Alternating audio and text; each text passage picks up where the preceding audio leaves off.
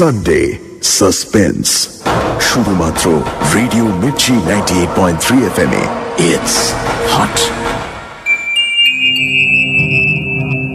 বাংলা সাহিত্যের রোমাঞ্চকর কিছু গল্প দিয়ে সাজানো আমাদের এই বিশেষ নিবেদন সানডে সাসপেন্স। আজ আপনার জন্য শেখর বসুর লেখা ছায়ার সঙ্গে। শেখর বসু জন্ম 1940 সালে। কলকাতা বিশ্ববিদ্যালয় থেকে MA পাশ করে তিনি যোগ দেন সাংবাদিকতায়। আনন্দবাজার পত্রিকার সঙ্গে যুক্ত ছিলেন বহুদিন। শাস্ত্র বিরোধী ছোট গল্প আন্দোলনের অন্যতম প্রবক্তা ছিলেন তিনি। ছোটদের জন্য লিখেছেনও প্রচুর। 1979 সালে ভিয়েনায় নেতাজির সহধর্মিণী এমিলি শেঙ্কেল বসুর একটি দীর্ঘ সাক্ষাৎকার নেন এবং লেখেন নেতাজির সহধর্মিণী নামক বিখ্যাত গ্রন্থটি। গ্রন্থাকারে প্রকাশিত প্রথম উপন্যাস অন্যরকম। ছোটদের জন্য প্রথম উপন্যাস সোনার বিস্কিট। এই গল্পটি আমরা নিয়েছি রঞ্জিত চট্টোপাধ্যায় সম্পাদিত নির্বাচিত ভূতের গল্প এই বইটি থেকে। গল্পের খাতিরে ধূমপানের অংশটি আমরা অপরিবর্তিত রেখেছি, কিন্তু এর সাথে সাথে জানিয়ে রাখা দরকার রেডিও মির্চি 98.3 FM অবশ্যই সাপোর্ট করে না ধূমপান, এবং ধূমপান স্বাস্থ্যের পক্ষে ক্ষতিকর। প্রধান চরিত্রে গল্পকার ও নবেন্দু, গল্প পাঠে দীপ, গল্পের সূত্রধার মীর। শুরু হচ্ছে ছায়ার সঙ্গে।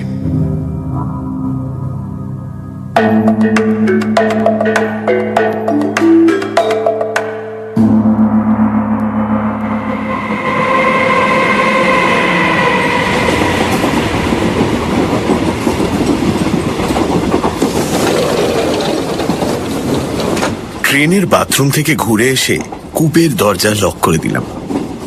নিচের বার্থে অকাতরে ঘুমোচ্ছে নবেন্দু, ওপরের বার্থে আমি শোব। শোবার কথা ভাবতেই রাজ্যের ক্লান্তি ভেঙে পড়ল সারা শরীরে। কাল সারা রাত দু চোখের পাতা এক করতে পারিনি। ডাক্তার বলেছিল জেগে থাকবে, সেবা শুশ্রূষা করা দরকার। কিন্তু ওকে সেবা শুশ্রূষা না বলে পাহারাদারি বলা উচিত। বিকারের ঘোরে নবেন্দু 3-4 বার দরজা খুলে বেরিয়ে যেতে চেয়েছিল। কোনো রকমে আটকে ছিলাম। শেষকালে ভেতর থেকে তালা দিতে হয়েছিল। কি হলো, তোমার গরম লাগছে? ঘুমের মধ্যে বিড়বিড় করে নবেন্দু কথা বলছিল অনর্গল। কি বলছিল বুঝতে পারিনি, তবে এটা বুঝতে পেরেছিলাম যে স্বপ্নে ওর খুব ঘনিষ্ঠ কারোর সঙ্গে কথা বলছে। যদি একটা স্টেশন পাই তাহলে সেখানে নেমে কি। আজ সারাদিনটাও ভালোই ছিল, তবে আচ্ছন্ন ভাবটা এখনো পুরোপুরি কাটেনি। ডাক্তার বলেছে আর কোনো ভয়ের কারণ নেই, কিন্তু ভয়ের কারণটা কেন দেখা দিয়েছিল? ডাক্তার শুধু এইটুকু বলেছে যে কোনো একটা ব্যাপারে ও খুব শকড হয়েছে, কিন্তু কি সেটা? এখন যা ভাবছি কালকেও ঠিক তাই ভেবেছি, একবার নয় অসংখ্যবার। তবে ভেবে কোনো কুল কিনারা পাইনি। অবশ্য দুশ্চিন্তার ভার কমেছে অনেকখানি। নবেন্দু এখন আগের চাইতে ভালোই আছে, আর এই রাতটা কাটলেই আমি দায় মুক্ত হব। সকালবেলায় হাওড়া স্টেশনে পৌঁছবে ট্রেনটা, তারপর ট্যাক্সি। আধ ঘন্টার মধ্যে আমি ওর বাড়ি পৌঁছে যাব। ঘড়ি দেখলাম 11:10। ট্রেনের মধ্যে 11:10 কম না বেশি রাত্রি ঠিক বুঝতে পারছিলাম না। চলন্ত ট্রেনে রাত বোধহয় আলাদা কোনো নিয়মে বাড়ে। হুড়মুড় করে ট্রেন ছুটছে। জানলার বাইরে চাঁদনি রাতের মাঠ, গাছ আর জঙ্গল। ট্রেনের ঝাঁকুনিতে দুলতে দুলতে ঘুমোচ্ছে নবেন্দু। ওর স্বাভাবিক ঘুমন্ত মুখটা একবার দেখে নিয়ে আমি আপার বার্থে উঠে পড়লাম। বড় আলোটা নিভিয়ে ছোট আলোটা জ্বালালাম। তারপর শুয়ে পড়লাম টান টান হয়ে। একটানা বসে বসে কোমর পিঠে বেশ ব্যথা হয়ে গেছে। মাথাটা ভার ভার, সারা শরীর ঠেলে বিরাট বিরাট দুটো হাই উঠে এলো।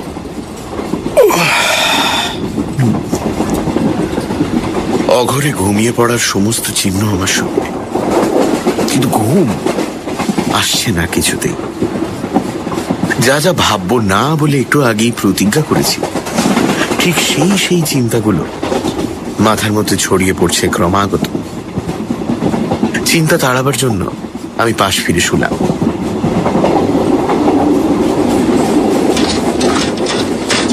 ঠিক কতক্ষণ ঘুমিয়েছি জানি না, কিন্তু খটখট শব্দ শুনে ঘুম ভেঙে গেল একসময়। আচমকা ঘুম ভাঙার জন্য কিছুই বুঝতে পারলাম না প্রথমে। এমনকি আমি যে বাড়িতে নয়, ট্রেনে ঘুমোচ্ছি, এটা বুঝতেই সময় লেগে গেল বেশ কয়েক মুহূর্ত। তারপরে একসঙ্গে মনে পড়ে গেল সব কথা। আমি লাফ দিয়ে উঠে বসলাম। মৃদু নীলচে আলোয় দেখলাম নবেন্দু হাতড়ে কূপের দরজা খোলার চেষ্টা করছে। শব্দ হচ্ছে খটখট করে। হাত বাড়িয়ে বড় আলোটা জ্বেলে দিলাম। আলো জ্বালতেই নবেন্দু ঘুরে তাকালো, কিন্তু দৃষ্টি স্বাভাবিক নয়, কেমন যেন ঘোর লাগা। আগের রাতেও ও ঠিক এইরকম চাউনি দেখেছিলাম। আমি চেঁচিয়ে উঠলাম, নবেন্দু, নবেন্দু! নবেন্দু চাইলো আমার দিকে, কিন্তু আমাকে চিনতে পেরেছে বলে মনে হলো না। কিরে, বাইরে যাবি, বাথরুমে? নবেন্দু আমার কথার কোনো উত্তর না দিয়ে দরজা খোলার চেষ্টা করতে লাগলো আগের মতো। চেষ্টার মধ্যে কোনো স্বাভাবিকতা ছিল না। দরজার উপরে লকটা ও এলো পাথারি টানাটানি করছিল। কাছে গিয়ে ওর কাঁধের ওপর হাত রেখে বললাম, কিরে? বলার সঙ্গে সঙ্গে ও চমকে আমার দিকে ঘুরে তাকান।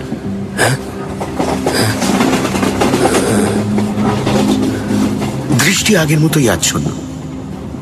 মাঝরাতে আচমকা ঘুম ভাঙার একটু পরে চোখের সামনে এইরকম ঘোলাটে দৃষ্টি দেখে আমি কেমন যেন ঘাবড়ে গেলাম। আর সেই জন্যই বোধহয় ওর দুটো কাঁধ খামচে ধরে প্রচন্ড জোরে ঝাঁকাতে বললাম, কিরে নবেন্দু, নবেন্দু! আরে কি হলো তোর? ঝাঁকুনি খেতে নবেন্দুর ঘোলাটে মনির ওপর চোখের পাতা নেমে এলো। তারপর ওর মাথাটা এলিয়ে পড়লো আস্তে আস্তে। আমি ওকে ধরে বেঞ্চের উপর হেলান দিয়ে বসালাম। ওর মাথাটা কাঁধের উপর ঝুঁকে আছে, ওর হাত আমার হাতের মধ্যে। কি করবো এবার? ট্রেন আগের মতোই প্রচন্ড গতিতে ছুটে চলেছে। জানলার বাইরে আগের মতোই দৃশ্য, তবে চাঁদের আলোর রং পাল্টে গেছে। ঘড়িটা খুলে রেখেছি আপার বাদে। কত রাত কে জানে। জানলা দিয়ে হু হু করে হাওয়া আসছে। মাথার উপর ফুল স্পিডে পাখা খোলা, কিন্তু ঘামে সারা শরীর ভিজে গিয়েছিল। নবেন্দুর হাতও ভেজা ভেজা। ও বোধহয় আমার চাইতেও বেশি ঘেমেছে। কয়েক মুহূর্ত চুপচাপ বসে থাকার পর বললাম, নবেন্দু, এই নবেন্দু, জল খাবি? জল? একই কথা আবার বললাম, তবে এবার বেশ জোরে, আর ওর হাতটা ঝাঁকাতে। নবেন্দু, নবেন্দু, জল খাবি? জল? নবেন্দু যেন বহু দূর থেকে উত্তর দিল। আমি ওয়াটার বটল থেকে এক গ্লাস জল ভরে ওর হাতে দিলাম। নবেন্দু চোঁ চোঁ করে পুরো গ্লাসের জলটা খেয়ে নিল।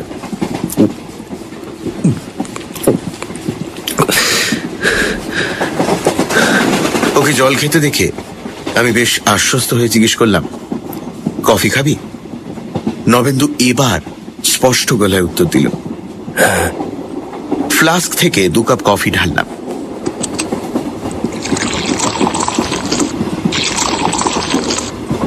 এক কাপ ওকে দিয়ে আর 1 কাপ নিজে নিলাম।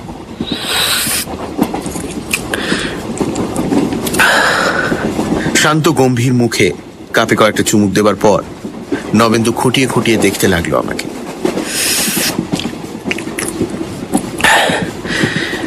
তারপরও কেমন যেন চমকে গিয়ে জিজ্ঞেস করলো, আরে তুই তুই কবে এলি? ও দৃষ্টি দেখে আমার বেশ অস্বস্তি হতে শুরু করেছিল, কিন্তু প্রশ্ন শুনে হেসে ফেলে বললাম, একেই বলে সাতকাণ্ড রামায়ণ পড়ে। আরে বাবা, দুদিন ধরে তোর সেবা শুশ্রূষা করলাম, তুই আমার সঙ্গে বেশ কয়েকটা কথাও বলেছিস, আর এখন কিনা জিজ্ঞেস করছিস তুই কবে এলি। কথাগুলো শুনে নবেন্দুর কপালে ভাঁজ পড়লো অনেকগুলো। ওর চোখ মুখ দেখে বুঝতে পারলাম ও পেছনের কথা ভাবছে। আমি ওকে খেই ধরিয়ে দেওয়ার জন্য বললাম, আরে আমার বাড়িতে তোর অফিসের সেনগুপ্ত আছে না, সেনগুপ্ত টেলিগ্রাম পাঠিয়েছিল তুই নাকি ভীষণ অসুস্থ, শিগগির চলে আসুন। তা আমি এসে দেখলাম তুই জ্বরে পড়েছিস, একটু সুস্থ হতেই ডাক্তারের পরামর্শে তোকে বাড়ি নিয়ে যাচ্ছি। এবার মনে পড়েছে? মনে হলো না নবেন্দুর সব কথা মনে পড়েছে। ও শুধু অবাক হয়ে জিজ্ঞেস করলো, বাড়ি যাচ্ছি কেন? আরে কেন আবার? বাড়ি গিয়ে বিশ্রাম নিয়ে শরীরটা ঠিকঠাক করে নিবি। তাছাড়া বাড়িতে তো যাসনি বহুদিন, তা প্রায় বছর 3 হবেই। একা একা এভাবে পাহাড়ের মাথায় পড়ে থাকতে ভালো লাগে? একা? একা কোথায়? আমি তো একা থাকি না। নবেন্দু কেমন যেন অস্বাভাবিক চোখ মুখ করে প্রতিবাদ করল। আমি একটা বদ রসিকতা করতে যাচ্ছিলাম, কিন্তু ওর চোখ মুখের চেহারা দেখে সাহস পেলাম না। মিনমিন করে বললাম, একা না। তুই কি লুকিয়ে লুকিয়ে বিয়ে করেছিস? নবেন্দুর অস্বাভাবিক মুখে হাসির রেখা খেলে গেল। না, বিয়ে করিনি, তবে ও সব সময় আমার সঙ্গে থাকে, সব সময়। এই তো একটু আগেই ও আমাকে ঘরের বাইরে নিয়ে যেতে চাইছিল। বন্ধ জায়গায় না ওর থাকতে ভালো লাগে না।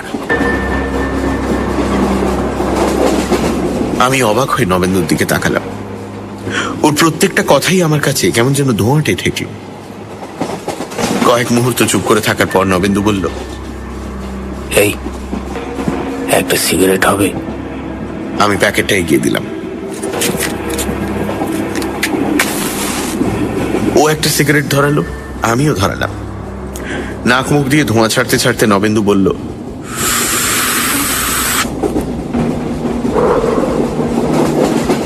আলোটা নিভিয়ে দিবি, চোখে লাগছে। বড় আলোটা নিভিয়ে দিলাম। নীল আলো জ্বলছে, কিন্তু ওটা থাকা না থাকা সমান। কাঁচের ঘেরাটোপটা শুধু নীল হয়ে আছে। জানলা দিয়ে চাঁদের আলো খাপছাড়া ভাবে এসে পড়েছে বেঞ্চ আর মেঝের ওপর। ট্রেনের নির্দিষ্ট তালের শব্দ ছাড়া আর কোনো শব্দ কোথাও নেই। এখন কত রাত কে জানে। অস্বস্তিকর রকমের চুপচাপ হয়ে বসে আছি আমরা দুজনেই। সিগারেটের দুটো জ্বলন্ত বিন্দু মাঝে মধ্যে জোরালো হয়ে উঠছে। ঘুম ক্লান্তির কোনো চিহ্ন নেই আমার শরীরে। বারবার মনে হচ্ছিল বিচিত্র এক অভিজ্ঞতার সামনে এক্ষুনি পড়তে হবে আমাকে। নবেন্দু হঠাৎ চাপা গলায় কি যেন বলল। বুঝতে না পেরে জিজ্ঞেস করলাম, হ্যাঁ কিছু বলছিস? ও কোনো উত্তর দিল না। তারপর কিছুক্ষণ বাদেও হেসে উঠল, কারো রসিকতা শুনে হেসে ফেলার মতো। আমি চমকে উঠে বললাম, কিরে হাসছিস কেন? নবেন্দু এবারও কোনো জবাব দিল না। কয়েক মুহূর্ত পরে ও আবার নিচু গলায় কি যেন বলল। আমি প্রশ্ন করতে গিয়েও পারলাম না। কেন জানি না আমার মনে হলো ও আমার সঙ্গে নয়, অন্য কারোর সঙ্গে কথা বলছে।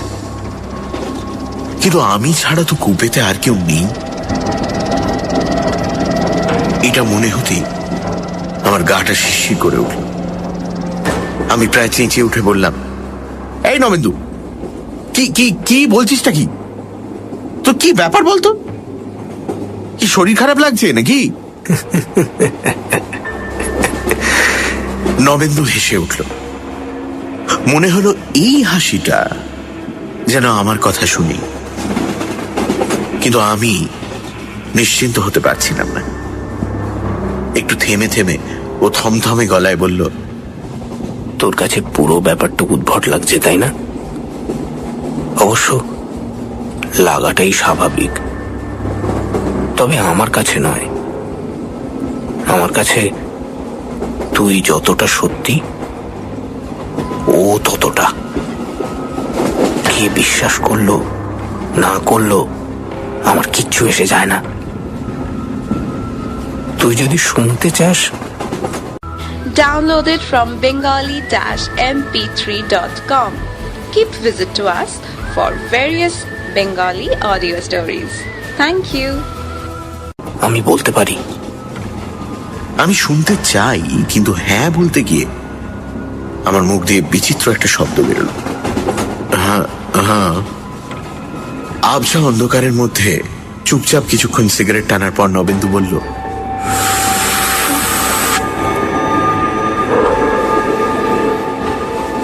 পাহাড়ে চাকরি নিয়ে যাওয়ার পরে প্রথম প্রথম খুব খারাপ লাগতো। অসম্ভব নির্জন জায়গা, তার উপর আমার কোয়ার্টারটা এমন জায়গায় যে আশেপাশে আর কোনো বাড়ি ঘর নেই। কাজকর্মের অবস্থাও সেই রকম। সারা সপ্তাহে 2 ঘন্টা কাজ করলেই যথেষ্ট। প্রায় মনে হতো চাকরি বাকরি ছেড়ে চলে আসি, এভাবে থাকলে বোধহয় পাগল হয়ে যাব। কিন্তু নির্জনতার একটা অদ্ভুত টান আছে। কিরকম নির্জনতা জানিস? যেটা তো তখনকার একটা চিঠির কথা আমার মনে আছে। রাতে গরম কফিতে চিনি মেশাবার পর চমকে উঠতিস প্রথম। এত নির্জন জায়গা যে কফিতে যে চিনি গুলে যাচ্ছে সেটার শব্দ পর্যন্ত শোনা যেত। নবেন্দু ওর চিঠি নিয়ে একটুও আগ্রহ না দেখিয়ে বলল, ঠিক এই সময় একটা বই এসে গেল আমার হাতে। বইটার নাম ডক্ট্রিন অফ দ্য মিস্টিক্স। হ্যাঁ, অদ্ভুত ইন্টারেস্টিং বই। ওই নির্জন পাহাড়ের পরিবেশে বইটা আমার উপর দারুণ প্রভাব ফেলল জানিস। আমি লখনৌ থেকে এই ধরনের আরো বই আনালাম। তারপর দিন রাত ডুবে থাকলাম বইগুলোর মধ্যে। একটা বইতে অশরীরীর সঙ্গে মিলিত হওয়ার বিচিত্র সব সাধন পদ্ধতির উল্লেখ আছে। আমি সেগুলো চর্চা আরম্ভ করে দিলাম। প্রথমেই মনোসংযোগ করার অদ্ভুত একটা কায়দা আছে। কিরম জানিস? তুই ধর। কেন জানি না আমার বেশ অস্বস্তি হচ্ছিল। ওকে থামিয়ে দিয়ে বললাম, বড় আলোটা জ্বালবো? না। নবেন্দু গম্ভীরভাবে উত্তর দিল। তারপর একটু থেমে আবার বলতে শুরু করলো, সাধনার অনেকগুলো স্টেজ আছে। আমি অনেকখানি তৈরি। এবার আমার পরীক্ষা করা দরকার। কি পরীক্ষা? আমার গলার স্বর আমার কাছেই কেমন যেন আতঙ্কগ্রস্ত ঠেকল। নবেন্দু বেশ কিছুক্ষণ চুপ করে থাকার পর বলল, আত্মার সঙ্গে সরাসরি যোগাযোগ করা। আমার হঠাৎ মনে হলো গলার ভেতরটা কেমন যেন শুকিয়ে গেছে। একটু কফি খেতে পারলে হতো। ফ্লাস্কটা ব্র্যাকেটে দুলছে, কিন্তু উঠে গিয়ে নামিয়ে আনতে পারলাম না। আমার শরীরের উপর আমার যেন পুরোপুরি দখল নেই। চাঁদের উপর দিয়ে বোধহয় মেঘ ভেসে যাচ্ছে। আবছা আলো ছায়া দুলছে কূপের ভেতর। হুড়মুড় করে ছুটে যাওয়া ট্রেনটা থেকে থেকে কেমন যেন নিঃশব্দ হয়ে যাচ্ছে। সত্যি কি তাই, নাকি? নবেন্দু খুব খুব করে কেশে গলা পরিষ্কার করে বলল,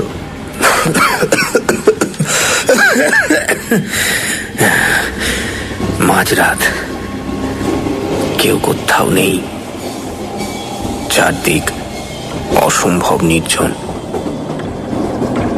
আমি মনোসংযোগ করে পরীক্ষায় বসলাম। একটু পরেই জানলা কাঁপিয়ে ঝোড়ো হাওয়া ঢুকে ঘরের মোমবাতিটা নিভিয়ে দিল। বুঝলাম কেউ এসেছে, কিন্তু সে কে? জিজ্ঞেস করলাম, কোনো উত্তর পেলাম না। কিন্তু প্রতি মুহূর্তে সে তার উপস্থিতি আমাকে টের পাইয়ে দিচ্ছিল। জোর করে হেসে বললাম, কি উল্টোপাল্টা বকছিস? নবেন্দু আমার দিকে তাকিয়ে রাগী গলায় বলল, একটু উল্টো পাল্টা নয়, যা বলছি সত্যি কথা বলছি। আবছা অন্ধকারের মধ্যে নবেন্দুর চোখের মণি দুটো অদ্ভুতভাবে জ্বলছিল। সেই চোখের দিকে তাকিয়ে থাকা যায় না। আমি চোখ নামিয়ে নিলাম। নবেন্দু একটা দীর্ঘশ্বাস ফেলে বলল, অশরীরিনী ওই মেয়েটিকে আমি কিন্তু ডাকিনি, ও নিজে থেকে এসেছিল আমার ক্ষতি করতে, কিন্তু করেনি। পরদিন এলো, তার পরের দিনও এলো। তারপর থেকে ওর সঙ্গে আমার ঘনিষ্ঠ সম্পর্ক। ও আমাকে ছেড়ে আর কোথাও যায় না, সব সময় থাকে আমার সঙ্গে, এখনো আছে। নবেন্দু! আমি কেমন যেন ভয় পাওয়া গলায় চিৎকার করে উঠলাম। অস্বাভাবিক ভঙ্গিতে মৃদু হেসে বলল, এই তো আমার পাশেই বসে আছে। আলাপ কর, ভালো লাগবে। নবেন্দু বেঞ্চের এক ধারে বসে আছে। ওর আর আমার মধ্যে এক হাত শূন্য জায়গা। আমি ভয়ার্ত চোখে তাকিয়ে দেখলাম কেউ নেই সেখানে। শূন্য জায়গায় আবছা অন্ধকার। কেউ নেই জেনেও আমি কেমন যেন নিশ্চিন্ত হতে পারছিলাম না। খুঁটিয়ে খুঁটিয়ে দেখতে লাগলাম ওই শূন্য স্থানটা। এমন সময় জানলা দিয়ে একতাল অন্ধকার লাফিয়ে ঢুকলো ঘরের মধ্যে। আঁতকে উঠলাম। অন্ধকারটা কূপের মধ্যে ঘুরতে ঘুরতে আমার আর নবেন্দুর ভেতরের ফাঁকা জায়গায় জমাট হয়ে গেল। আমি প্রাণপণে ভাববার চেষ্টা করলাম চাঁদের ওপর দিয়ে নির্ঘাত কালো মেঘের টুকরো ভেসে যাচ্ছে, কিন্তু নবেন্দু নিচু গলায় কার সঙ্গে গল্প করছে?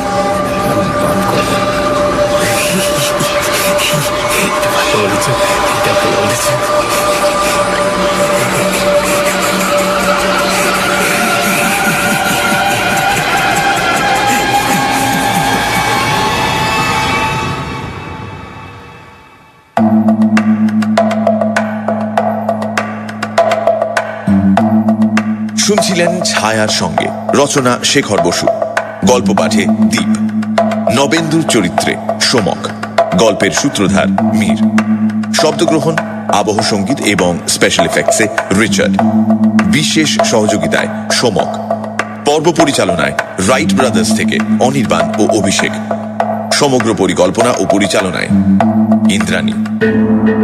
আগামী সপ্তাহে ঠিক এই সময় আরো একটি রোমাঞ্চকর গল্প নিয়ে হাজির হবে সানডে সাসপেন্স।